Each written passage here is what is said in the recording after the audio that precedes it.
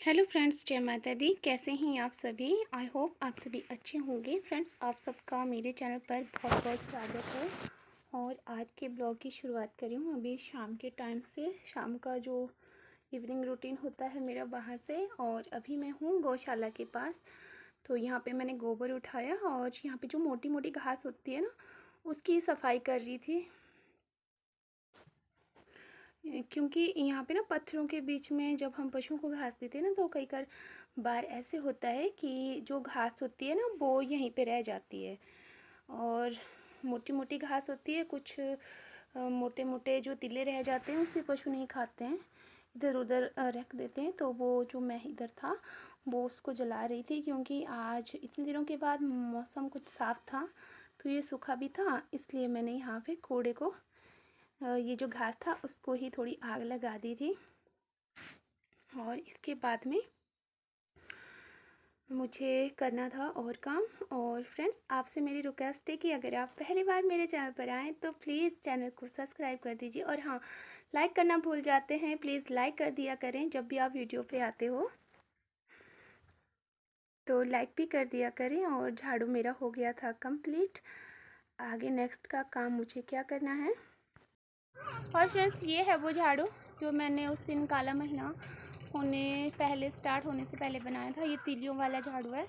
इसका यूज़ हम करते हैं वहाँ पे जहाँ पे गौशाला है, उसके बाहर जो आंगन है वहाँ पे इसकी ना मोटी मोटी तीलियाँ होती है, तो ये अच्छा रहता है क्योंकि वहाँ पे ना मोटा मोटा घास होता है सफाई करने के लिए, इसलिए तो ये फ़ायदा है उसका। और अभी मुझे धोने हैं कपड़े। यहाँ पे आपको दिखाती हूँ, ये देखिए इतनी बड़ी कैंचुली है। मैं तो इसको देख के डर गई थी, मैंने सोचा ये पता नहीं क्या है, और मुझे बहुत ज़्यादा डर लग रहा था। ये है सांप की कैंचुली, और ये मुझे ना वहाँ पे मिली पीछे, जहाँ पे एक दिन मुझे ना सांप मिला था, वो मैंने वीडियो में शेयर भी किया था। तो वहाँ पे मिली मुझे ये, और मुझे तो इसको देख के ना डर ही लग रहा था। पहले तो मैं ये सोच रही थी पता नहीं क्या है ये। और यहाँ पे पीछे ऐसे भी ना बड़े बड़े बिल है चूहे के, तो अक्सर डर रहता है, उन्हीं की तलाश में ये आ जाते हैं इधर उधर, और शायद इसीलिए वहाँ पे ये थी कैंचुली। हाँ फ्रेंड्स, अगर आपको पता है कि इससे क्या होता है, क्या बनता है, इसका किस चीज़ के लिए उपयोगी होती है, शायद मैंने ऐसा कुछ सुना है कि ये कहीं पे काम आती है, तो मुझे ज़रूर बताना कि ये कहाँ पे काम आती है और इसका क्या उपयोग होता है।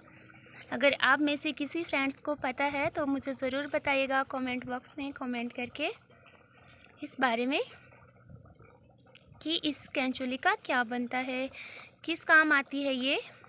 अभी तो मैं इसको फ़िलहाल ऐसे साइड में ही रख रही हूँ, क्योंकि मुझे तो ना इसको छूने में भी डर लग रहा है। और उसके बाद में फिर मुझे धोने थे बर्तन, जो शाम के चाय के बर्तन होते हैं वो वाले बर्तन, और कुछ एक दूध की बाल्टियाँ होती है, जब शाम को हम दूध दे के आते हैं ना, तो वही बाल्टियाँ वगैरह मुझे धोनी थी। और आजकल ना मैं नलके के पास ही धोने लग पड़ती हूँ, क्योंकि शाम के टाइम भी पानी आया हुआ होता है। तो बस अंदर ऐसे होता है कि पानी थोड़ा कम होता है, तो बाहर ना जल्दी जल्दी हो जाते हैं, खुला पानी होता है तो खुले पानी में फटाफट से बर्तन साफ़ हो जाते हैं। और यहाँ पे ना स्पीड मैंने तेज़ कर दी थी, क्योंकि मेरे साथ में ना पीछे बैठा था वंशु, और वो मुझे कुछ ना कुछ बोल ही रहा था। और बच्चों के साथ ना काम करना बहुत मुश्किल हो जाता है। एक काम के पीछे ना 1 मिनट के काम के पीछे 10-10 मिनट लग जाते हैं। तो अब मैं इनको जो बर्तन हैं इनको धो के रख दूँगी अंदर, और तसले में भरती रहूँगी बारी बारी से, और फिर लास्ट में मैं ले जाऊँगी इनको अंदर अपने किचन में। और उसके बाद में फिर मुझे कहाँ जाना है वो आपको बताती हूँ। घर के सारे काम कंप्लीट करके अब हो चुकी है शाम, और बज चुके हैं 6:30। मैं जा रही हूँ श्राद्ध खाने लोगों के घर पे। और ये कैसा रिवाज है ना, सारा दिन काम करो अपने घर पे और शाम के टाइम टिफ़िन उठा के चले जाओ लोगों के घर पे, है ना। तो हमारे ऐसे ही रिवाज है यहाँ पे कि जब भी किसी के घर पे श्राद्ध होता है तो वो पूरे गांव के लिए देते हैं निमंत्रण, और सभी सारे गांव के लोग जाते हैं वहाँ पे श्राद्ध खाने के लिए। और जो घर पे होते हैं लोग उनके लिए देते हैं वो टिफ़िन घर के लिए। तो यहीं है नज़दीक, ज़्यादा दूर नहीं है। तो बस मैं भी अभी जस्ट ही निकली हूँ घर से, घर का काम ख़त्म करके, और जा रही हूँ श्राद्ध खाने गांव में। क्या क्या सब्ज़ी बनी है वो आप लोगों के साथ में शेयर करूँगी ज़रूर। एक बार जब रोड में आई हूँ तो आप लोगों के साथ में बनता है कि मैं आसपास का व्यू शेयर करूँ। देखिए सामने का व्यू कुछ इस प्रकार से, और भी लोग जा रहे हैं। ये देखिए साथ में टिफ़िन है इनके भी। और शाम हो रही है पर मुझे लगता है कि आज बारिश फिर से आ जाएगी।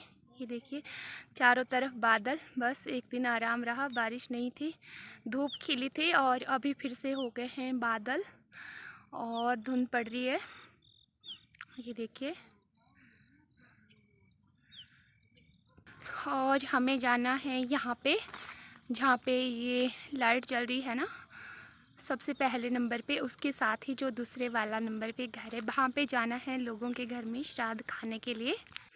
और अभी ना इस तरह से अंधेरा हो चुका है कि बस सभी लोग अपने अपने घरों की जो बाहर की लाइटें होती है वो जलाने लग पड़े हैं। ये देखिए, और अभी है ये दूसरे दिन, यानी सुबह का टाइम, मॉर्निंग टाइम, और मौसम ख़राब था बाहर।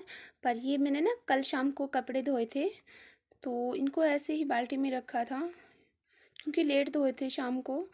मैं सुबह टाइम नहीं लग पाता बच्चों के साथ कपड़े धोने का, क्योंकि सुबह वंशु भी साथ में होता है और फिर और काम भी करने होते हैं, तो सुबह के टाइम तो बिल्कुल टाइम नहीं लगता कपड़े धोने का। शाम को कपड़े धोए थे, फिर सूखे नहीं हैं, और अभी थोड़ा सा मौसम खुला था बाहर, थोड़ी देर पहले बारिश हो रही थी और अभी थोड़ा सा आराम हुआ है, तो ये कपड़े मैंने बाहर सूखने के लिए डाल दिए, क्योंकि ये ऐसे ही रह जाते हैं तो स्मेल आ जाती है इनमें। और सबसे ज़्यादा कपड़े होते हैं वंशु के, उसके पजामों वगैरह सबसे ज़्यादा होते हैं सुखाने के लिए, और गंदे भी सबसे ज़्यादा वंशु के ही होते हैं कपड़े, क्योंकि उसके तो कई बार एक दिन में 2 या 3 बार भी हो जाते हैं। वही सबसे ज़्यादा गंदे कपड़े करता है, और फिर उसी के कपड़े सुखाने की मुश्किल हो जाती है। जब बारिश का मौसम होता है तो कपड़े सही ढंग से नहीं सूख पाते हैं, बहुत दिक्कत हो जाती है और ऐसे रह जाते हैं, तो इनमें ना अजीब जैसी स्मेल आ जाती है कपड़ों से। तो अभी देखती हूँ सूखते कि नहीं, बारिश होती है कि नहीं अभी तो। और ये है मक्की जो अब पक चुकी है, पर अब पकना जो जिस तरह से पहले पक रही थी ना, वो अब कम पकेगी, क्योंकि ठंड हो चुकी है यहाँ पे बारिश के कारण। जैसे कंटिन्यू रोज़ बारिश हो रही है, बस कल आराम था, और इसकी वजह से ये पकेगी भी नहीं। कहीं कहीं तो मक्की निकाल भी दी है लोगों ने। और हाँ फ्रेंड्स, आज के ब्लॉग का मैं यहीं पे एंड करती हूँ। आपसे मिलूँगी नेक्स्ट ब्लॉग में। बाय बाय, जय माता दी सबको।